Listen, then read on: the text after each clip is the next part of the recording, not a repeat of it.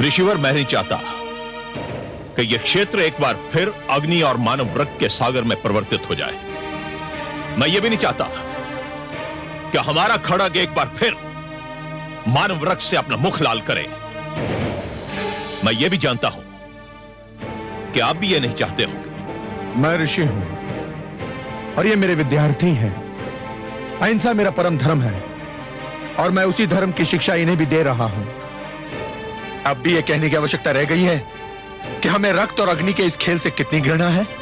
यह खेल बंद भी हो सकता है ऋषिवर, मैं युद्ध विराम भी कर सकता हूं, परंतु यदि आप चाहे तो। इस रक्तपात को रोकने के लिए मुझे क्या करना होगा? एक छोटा सा कार्य है ऋषिवर, एक छोटी सी बात है। सुशीला मुझे दे दो। तुम यह संदेश पहले भी मुझे भेज चुके हो और मुझे पूर्ण विश्वास है कि तुम्हें अपने संदेश के लिए मेरा उत्तर भी तुम्हें मिल चुका होगा। एक पशु एक गाय के लिए इतना बड़ा संकट मोल ले रहे हो ऋषिवर? प्रश्न एक पशु का नहीं, प्रश्न एक सिद्धांत का है सहस्त्रार्जुन। सिद्धांत? कैसा सिद्धांत? सहस्त्रार्जुन, हमने अपने पुरखों से जो शिक्षा पाई है और हम अपनी नवयुवक पीढ़ी को जो शिक्षा देते हैं उसके अनुसार जो राजा होता है, जिसके हाथों में सत्ता होती है, उसे स्वयं को प्रजा की संपत्ति और प्राणों का रक्षक सिद्ध करना होता है, उनका स्वामी नहीं। उसके विशेष अधिकार अवश्य होते हैं, किंतु वो प्रजा के अधिकारों का हनन नहीं कर सकता। तुम्हारे राजकुमार को यदि सुशीला भाग गई थी तो उन्हें हमसे विनती करनी चाहिए थी, हमसे प्रार्थना करनी चाहिए थी। विनती? प्रार्थना?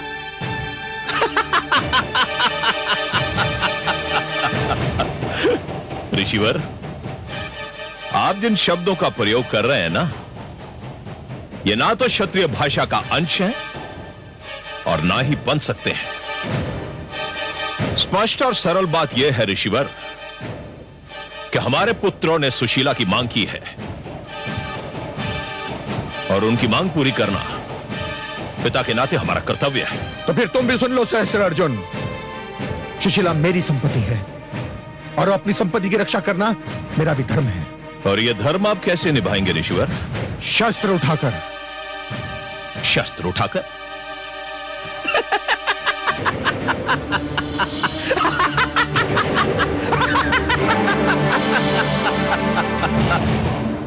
यह समाचार मैंने भी सुना था ऋषिवर, और सुनकर आश्चर्यचकित रह गया था कि शांति और अहिंसा की शिक्षा देने वाले ऋषि जमदग्नि ने अपने धर्म से विमुख होकर शस्त्र उठाने का निर्णय लिया है। अच्छा,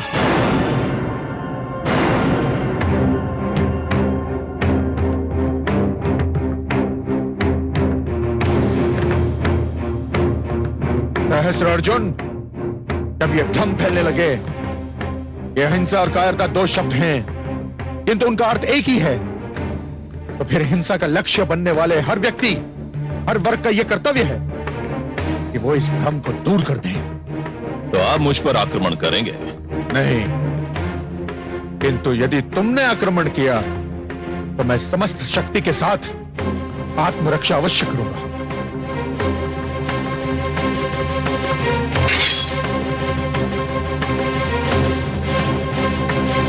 तो फिर संभलिए ऋषिवर, और क्षत्रिय को ललकारने का परिणाम भी देख लीजिए।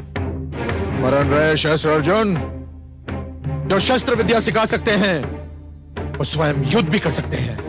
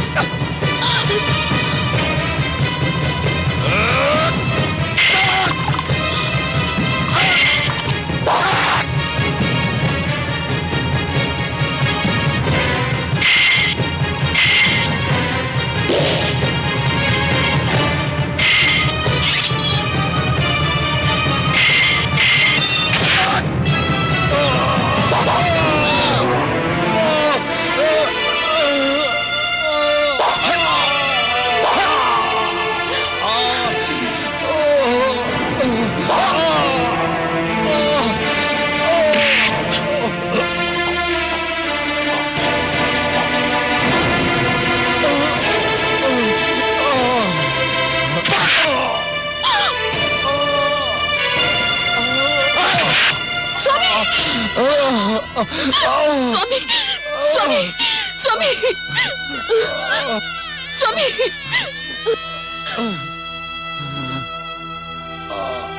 मुझे खेद है ऋषिवर कि आप अपने शिष्यों को शस्त्र विद्या तो अवश्य सिखा सकते हैं, लेकिन इन शस्त्रों का प्रयोग करना आपके वश की बात नहीं। आचार्य होना और बात है और योद्धा होना और बात। यदि आपने मुझे यह गैया सौंप दी होती तो आपको अपने परिवार और इन शिष्यों के बीच लज्जित ना होना पड़ता।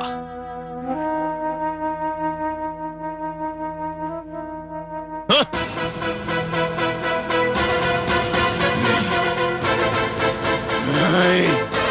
नहीं सहस्त्रार्जुन, नहीं, तुम ये अत्याचार नहीं कर सकते। गाय को खोल कर ले जाओ। नहीं नहीं नहीं सुशीला, मुझे क्षमा कर देना, मैं तुम्हारी रक्षा नहीं कर पाया। अब तुम्हें अपनी रक्षा स्वयं करनी होगी। सुशीला, सुशीला।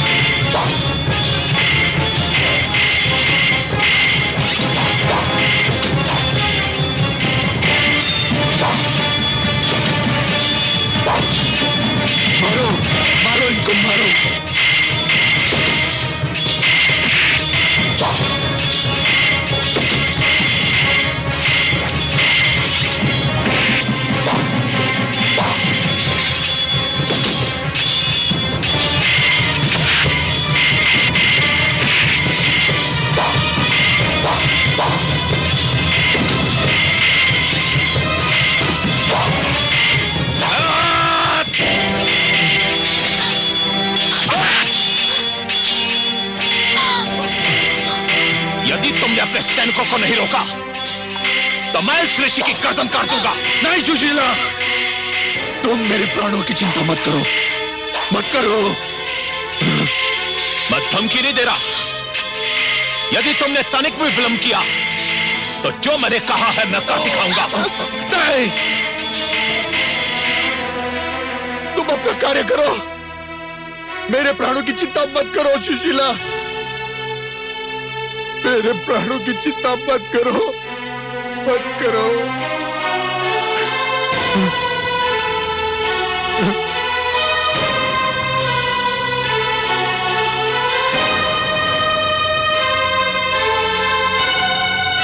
नहीं, मेरे प्राणों की चिंता मत करो सुशीला, मत करो, मत करो।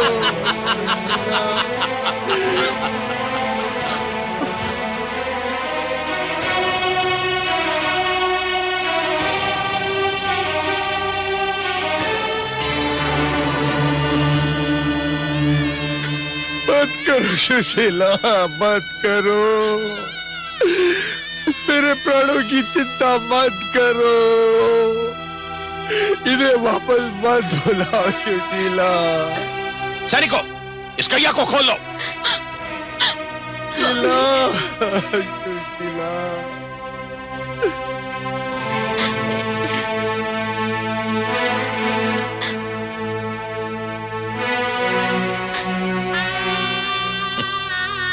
मेरे प्राणों की चिंता मत करो।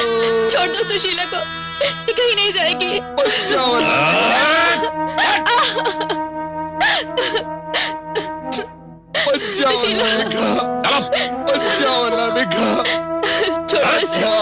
छोड़ दो सुशीला को, छोड़ दो। बचाओ अनामिका, बचाओ। चलो। अनामिका को रोको। सुशीला, सुशीला, सुशीला, सुशीला, सुशीला, सुशीला, सुशीला। स्वामी, स्वामी, स्वामी, पुत्र, स्वामी, स्वामी क्या हुआ?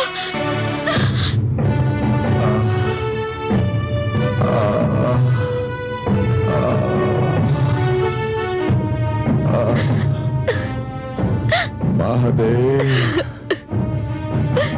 महादेव। स्वामी, स्वामी।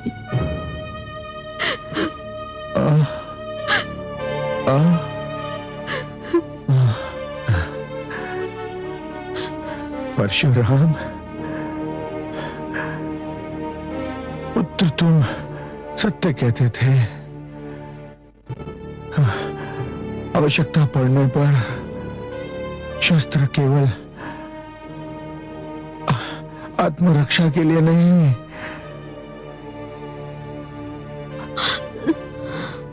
अपितु पुत्र आक्रमण के लिए भी उठाना उचित है। स्वामी, महादेव, स्वामी, महादेव, महादेव।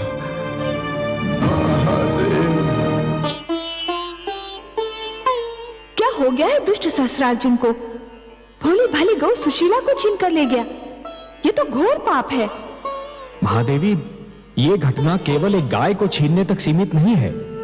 तनिक ध्यान से देखिए, आज जो कुछ हुआ वो उन घटनाओं का संकेत है जो आने वाले युगों में घटने वाली है। आप तो सत्य के ज्ञाता हैं, सर्वज्ञानी है कमल नयन। आपकी दृष्टि उस सत्य को देखने में भी सक्षम है जो रहस्य और अज्ञान के अंधेरों में लिपटा रहता है और किसी को भी दिखाई नहीं देता। क्या आप मुझे आने वाले युगों की उन घटनाओं के विषय में नहीं बताएंगे? क्यों नहीं महादेवी, आप तो जगत माता है।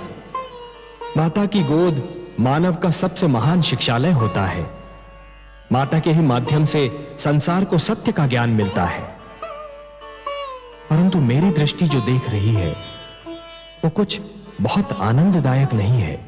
आप मेरी जिज्ञासा बढ़ा रहे हैं कमल नयन। महादेवी, महादेवी, मैं देख रहा हूं कि एक युग ऐसा भी आएगा जब मानव अपनी मन भावन वस्तु को पाने के लिए उसके योग्य बनने का प्रयास नहीं करेगा। वो ये सोचना भी छोड़ देगा कि जो वस्तु उसे भा गई है वो यदि किसी और के पास है तो क्यों है। उस व्यक्ति ने ऐसा क्या किया कि वो सुंदर वस्तु उसे मिल गई, और वो उस वस्तु को बलपूर्वक छीनने का प्रयास करेगा। मानव अपनी योग्यता के स्थान पर अपने बाहुबल पर अधिक विश्वास करेगा। ये तो बहुत दुखद संभावना है कमल नयन। परंतु सच्ची भी।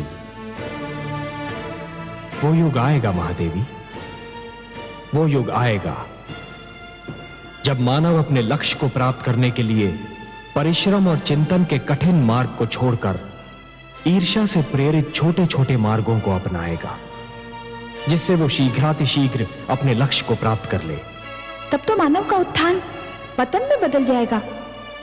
हाँ महादेवी, श्रम, चिंतन और ज्ञान का लंबा मार्ग छोड़कर जो भी व्यक्ति पगडंडियां ढूंढेगा वो अपने लक्ष्य को प्राप्त करने के उपरांत भी प्यासा ही रह जाएगा, क्योंकि उसे यह ज्ञात हो जाएगा महादेवी कि जिस लक्ष्य को उसने प्राप्त कर लिया है वो उस लक्ष्य के योग्य था ही नहीं। और महादेवी, ऐसा व्यक्ति उस लक्ष्य को अधिक समय तक संभाल नहीं पाएगा और ना ही उससे वो उचित लाभ उठा पाएगा जो एक योग्य, ज्ञानी और श्रमशील व्यक्ति उठा पाता।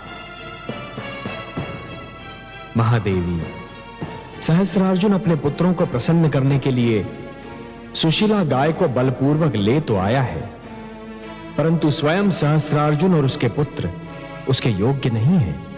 मैं तो भूल ही गऊ सुशीला के विषय में सोचकर दुखी हो रही हूँ। वो पापी हाथों में पड़ गई है। और मेरी चिंता यह है महादेवी कि कहीं सहस्रार्जुन और उसके पुत्रों की निराशा का कोई बहुत भयंकर परिणाम न निकले।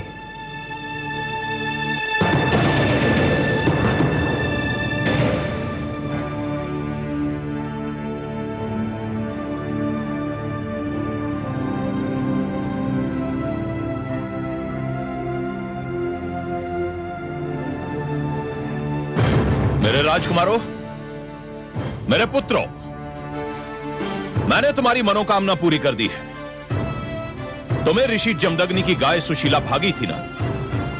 मैं तुम्हें यह दिखाना चाहता था कि तुम्हारा पिता अपने पुत्रों से कितना प्रेम करता है। मैं सुशीला को ले आया हूं। सुशीला बाहर उपस्थित है, तुम जाकर देख सकते हो। सम्राट सहस्रार्जुन की जय, पिताश्री की जय। हमें गर्व है कि ईश्वर ने हमें इतना प्रेमी पिता दिया है। हमें आप पर गर्व है पिताश्री। आपने हमारी हार्दिक इच्छा पूरी कर दी है पिताश्री। ये तो तुम्हारे भाग्य अच्छे थे पुत्रों कि परशुराम अपने पिता से झगड़ा करके आश्रम से कहीं दूर चला गया था, नहीं तो सुशीला को यहां तक लाना इतना सरल नहीं था। तुमने सत्य ही कहा था पुत्रों। सुशीला एक चमत्कारी गाय है। मैं उसके चमत्कार अपनी आंखों से देख चुका हूं। क्या सुशीला ने आपके लिए कोई बाधा उत्पन्न की? बाधा? पुत्र, यदि मैंने ऋषि जमदग्नि को अपनी ढाल ना बुला लिया होता तो संभवतः ना मेरी सेना बचती ना मैं। यदि मैंने सुशीला को लाने का वचन ना दिया होता तो मैं ये जोखिम कदापि ना उठाता। आपको कोटि कोटि धन्यवाद। पुत्र, सुशीला जैसी चमत्कारी गाय के ना रहने से ऋषि जमदग्नि तो हमारा कुछ नहीं बिगाड़ सकता, परंतु परशुराम की मुझे अब भी चिंता है। पिता पुत्र के मार्ग अलग हो चुके, अब हमें क्या चिंता? रक्त जल से गाढ़ा होता है पुत्र। इस झगड़े की अवधि पर भरोसा करना बहुत बड़ी मूर्खता होगी। परशुराम बलवान है, उसे जीत पाना बहुत कठिन है।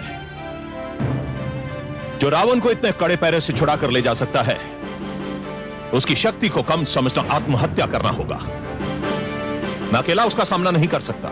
हम चारों आपके साथ हैं पिताश्री, और अपने जीवन के अंतिम क्षण तक आपके साथ रहेंगे। तुम चारों का साथ भी मेरे लिए पर्याप्त नहीं होगा पुत्र। इसलिए मैंने निर्णय लिया है कि जिस प्रकार परशुराम भार्गवों को एकत्रित कर रहा है, उसी प्रकार मैं भी क्षत्रियों को संगठित करूंगा। क्षत्रिय वंशों ने मेरा साथ देने का निर्णय लिया है। मैंने कल ही उनकी सभा बुलाई है।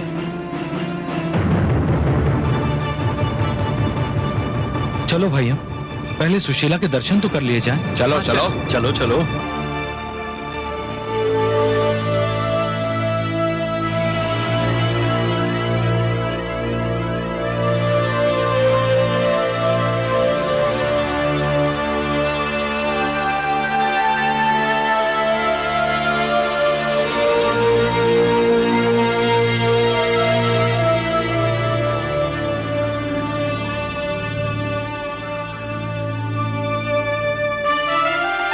स्वामी,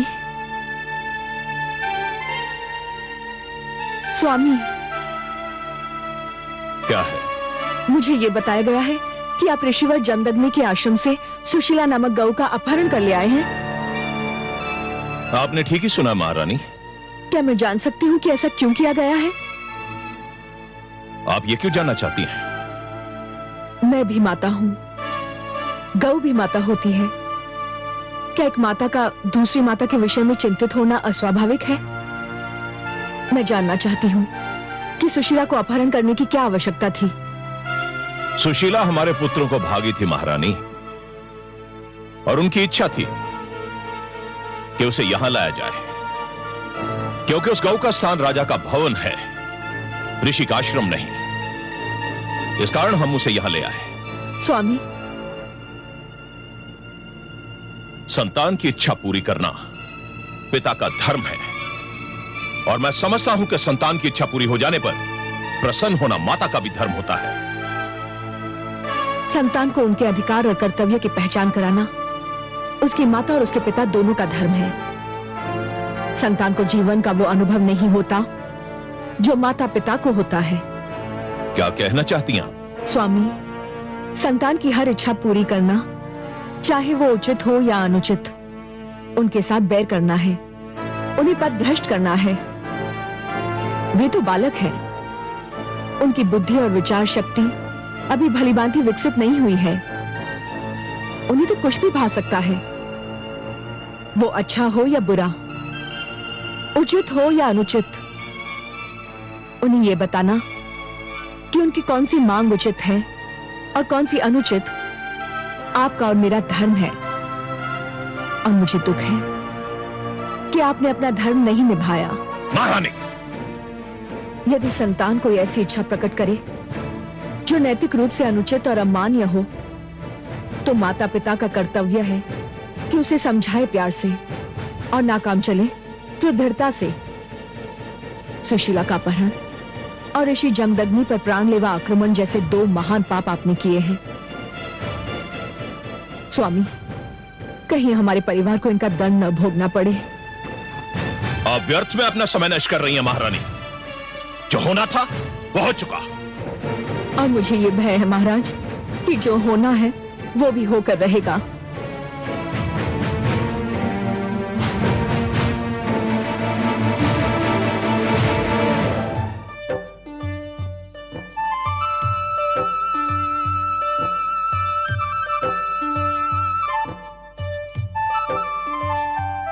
अहो भाग्य हमारे जो आपने अपने दर्शन दिए। हमारे राजभवन पधारकर आपने हमें कृतार्थ किया देवी।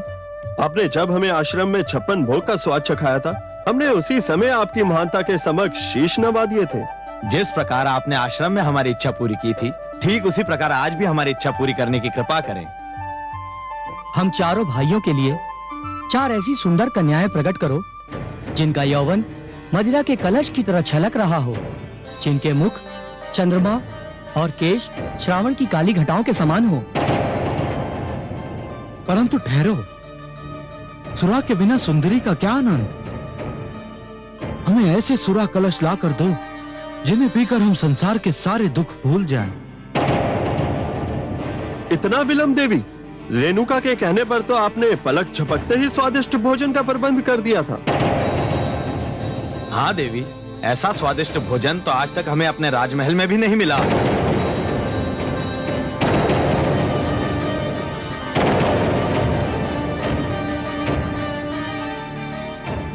क्या हो गया सुशीला को? तुम हमारे आदेश का पालन क्यों नहीं कर रही? कहीं हमारे साथ छल तो नहीं हुआ? कैसा छल बंधुश्री? ये तो सुशीला ज्ञाति नहीं होती। जमदग्नि ने छल किया है हमारे साथ। ये वो गौ नहीं है। अवश्य ही ये कोई साधारण गऊ है।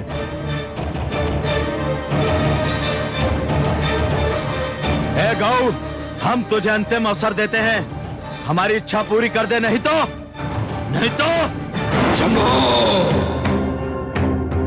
दुष्टों, यदि गौ माता को हाथ भी लगाया तो आप लोगों के मृत शरीर धरती पर पड़े दिखाई देंगे। कितने निर्लज्ज और निर्दयी हो तुम लोग। गौ जैसे एक भोले भाले पशु पर अत्याचार कर रहे हो। ये अपना चमत्कार नहीं दिखा रही है। हमारी कोई इच्छा पूरी नहीं कर रही। हमें वो नहीं दे रही जो हम चाहते हैं। मूर्ख, ये पवित्र गौ है। ये वही भेंट करती है जो पवित्र होता है। तुम दुष्कर्मियों की अपवित्र और अनैतिक इच्छाएं ये पूर्ण नहीं करती। ये तो अपवित्र स्थान पर रहना भी सहन नहीं करती। मैं तुम्हें इस कर्म का दंड अवश्य देता, परंतु गौ माता सुशीला की उपस्थिति में मैं कोई हिंसक कार्य नहीं करना चाहता। मैं तुम लोगों को अंतिम बार क्षमा कर रहा हूं, ध्यान रहे।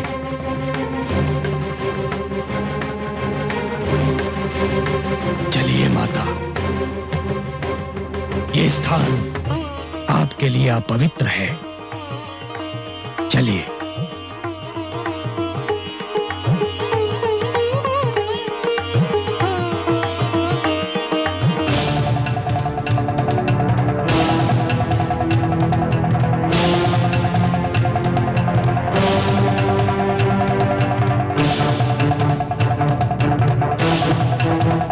दंड तो अब हम तुझे देंगे परशुराम।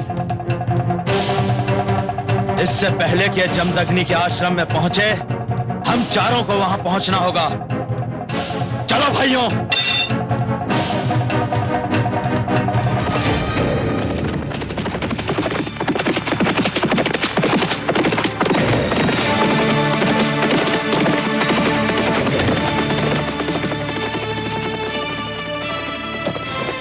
क्षत्रिय कुलभूषण राजश्री विश्वामित्र को सूचना दीजिए कि क्षत्रिय सम्राट शस्त्रार्जुन उनसे भेंट करना चाहते हैं। पधारिए सम्राट, गुरुवर संध्या वंदन में व्यस्त हैं। मैं अभी जाकर उन्हें सूचित करता हूँ।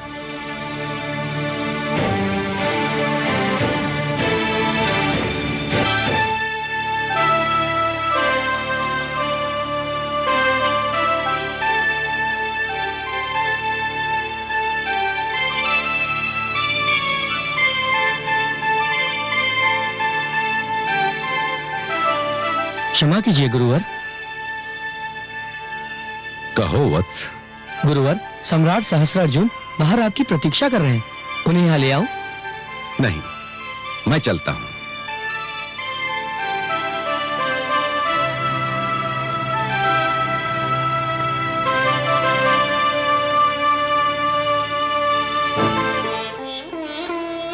प्रणाम महाराज ऋषि विश्वरथ। प्रणाम महाराज। तुमने मुझे विश्वरथ के नाम से संबोधित किया है। कदाचित तुम तक यह सूचना नहीं पहुंच सकी कि चरित्र और चोले के साथ ही मेरा नाम भी परिवर्तित हो चुका है। अब यह संसार मुझे महर्षि विश्वामित्र के नाम से पुकारता है।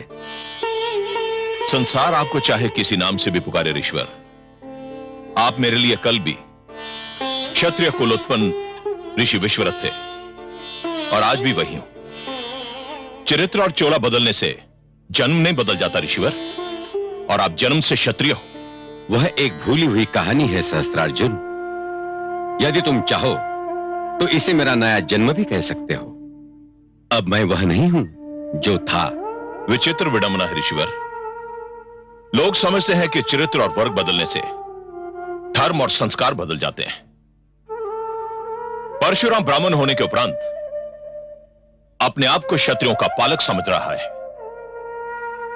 और आप क्षत्रिय होते हुए भी इस बात का अनुरोध कर रहे हैं क्या ब्राह्मण है? अब मैं इस निष्कर्ष पर पहुंच चुका हूं कि इस समाज में सर्वश्रेष्ठ स्थान ब्राह्मण का है। वह आचार्य होता है, विद्वान होता है, गुरु होता है। अतः तुम अपने आने का कारण बताओ। मैं आपको निमंत्रण देने आया हूं ऋषिवर। कैसा निमंत्रण?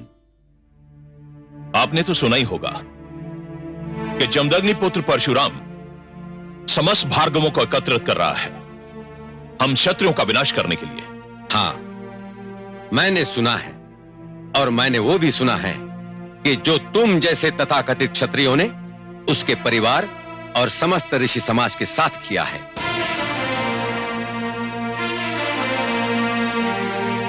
मैंने जो कुछ भी किया है ऋषिवर, वो क्षत्रिय समाज की प्रभुसत्ता स्थापित करने के लिए किया था, और जो कुछ भी करूंगा उसी उद्देश्य के साथ करूंगा। मैं आपको न्योता देने आया ऋषिवर कि आप क्षत्रिय समाज के पुनर्गठन में मेरा सहयोग दें। तो तुम मुझसे जाति के नाम पर सहयोग मांगने आए हो? यही समझ लीजिए ऋषिवर। तब तो मुझे खेद है सहस्त्रार्जुन कि मैं तुम्हें निराश ही करूंगा। मैं जातिवाद के पक्षपात को मानव समाज की प्रगति की राह का सबसे बड़ा रोड़ा समझता हूं। हे सहस्त्रार्जुन, तुम्हारे पिताश्री कृतवीर्य एक महान व्यक्ति थे और भगवान दत्तात्रेय ने भी तुम्हें प्रसन्न होकर सहस्त्र बाहुओं का बल दिया था। वो इसलिए नहीं कि तुम्हारे सहस्त्र बाहु अत्याचार के सहस्त्र द्वार खोल दे। तो आप इस बात से सहमत नहीं है ऋषिवर कि हम क्षत्रियों को अपने बचाव के लिए एक होना चाहिए? तुम आक्रमण को बचाव कहते हो, अत्याचार को आत्मरक्षा समझते हो। नहीं सहस्त्रार्जुन, मैं तुमसे तनिक भी सहमत नहीं। तुम आज किस मुंह से क्षत्रिय एकता की बात कर रहे हो? क्या तुम भूल गए कि तुमने स्वयं 25 क्षत्रिय राजाओं का वध किया था? मेरा तुम्हें यह परामर्श है कि वो डगर छोड़ दो जो विनाश की ओर जाती है। जाओ, चले जाओ यहां से। मैं तुम्हारे लिए कुछ भी नहीं कर सकता।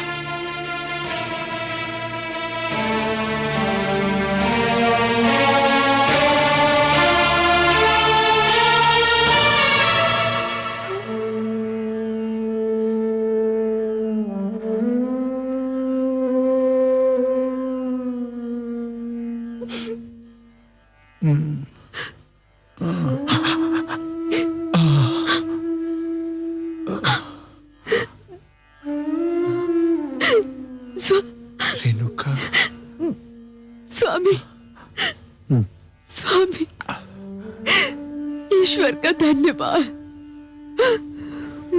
रेणुका, मेरा राम, मेरा परशुराम कहाँ है? किधर गया है? स्वामी, दुष्ट शास्त्रार्जुन सुशीला को लेकर चला गया है और परशुराम उसी को लेने गया है। रेणुका, स्वामी, रेणुका, स्वामी, मेरे शिष्य और मेरे शेष पुत्र तो घायल नहीं हुए ना रेणुका? आप चिंता न करें स्वामी, उनके घाव साधारण हैं। मैंने उन्हें विश्राम करने का आदेश भी दे दिया है। वे विश्राम कर रहे होंगे। ईश्वर का धन्यवाद कि आप मूर्छा से बाहर आ गए। आपको मूर्छित देखकर मैं तो घबरा ही गई थी। पहले मूर्छित देखा था, अब मृत देखोगी। तुम्हारे पुत्र परशुराम ने हमारा अपमान किया था। हमारा अपमान किया तो जान लेगा कि हमारा अपमान करने का परिणाम क्या होता है।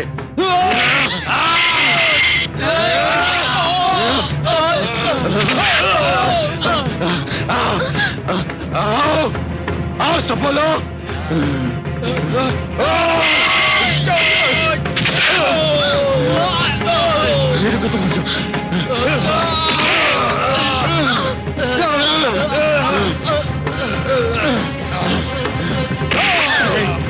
छोड़ो।